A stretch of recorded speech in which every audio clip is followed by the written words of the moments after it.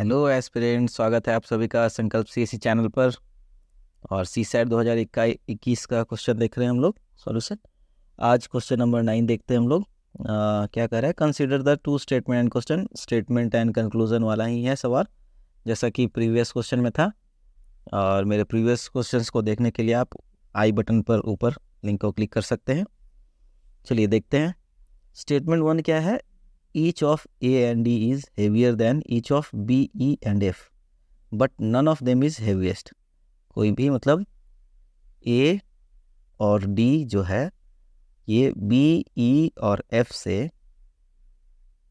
ज़्यादा हैवी है ना, लेकिन ये A और D हेवीएस्ट नहीं है। ठीक है। और स्टेटमेंट 2 क्या कर रहा है, A is heavier than D, D से ज़्यादा हैवी है, बट लाइटर देन C, मतलब C A से ज़्यादा हैवी है। ठीक है ना, स्टेटमेंट 2 ये कह रहा है। ठीक है, दूसरा स्टेटमेंट ये है, पहला स्टेटमेंट ये है। अब पूछ रहा है कि who is the heaviest among A B C D and E. यहाँ पे एफ छूट गया मेरे हिसाब से, यूपीएससी से भी यहाँ पे A B C D E and F भी होना चाहिए था। ठीक है, तो इतना हिंट तो दे दिया हूँ काफ़ी स्टेटमेंट 1 2 का। एक बार खुद से सॉल्व करें। चलिए देखते हैं इसका सॉल्यूशन क्या है। कि जैसे कि कर रहा है हेवीएस्ट पूछ रहा है, तो स्टेटमेंट 1 ही काफ़ी है, जिसमें बता रहा है कि ए और डी जो है बी, ई और एफ से हेवी है, बट दोनों ही हेवीएस्ट नहीं है। तो एक ही बचा फिर ए बी सी डी ई में से, ई एफ में से। पता है ना कि ये पांचों सोल्यूशन हो गया है और हेवीएस्ट नहीं है, तो सिर्फ सी बचा, तो सी ही हेवीएस्ट हो जाएगा।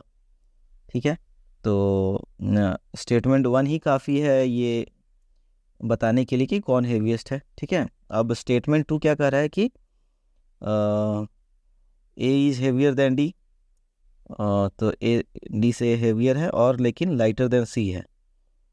और इसमें क्या है, लेकिन हम लोग को ई एफ के बारे में नहीं पता चल रहा है, ना ही बी के बारे में पता चल रहा है कुछ भी स्टेटमेंट 2 के हिसाब से। तो स्टेटमेंट 2 से हम लोग अलोन कंक्लूड नहीं कर सकते हैं, और स्टेटमेंट 1 से हम लोग अनलोन कंक्लूड कर ले रहे हैं, देख रहे हैं ना आप सामने। तो यानी कि इसमें से statement 1 alone is sufficient to answer the question, ये हो जाएगा। और काफ़ी आसान था। तो वीडियो अच्छा लगे तो लाइक और सब्सक्राइब करें, और अपने दोस्तों में भी ज़रूर शेयर करें।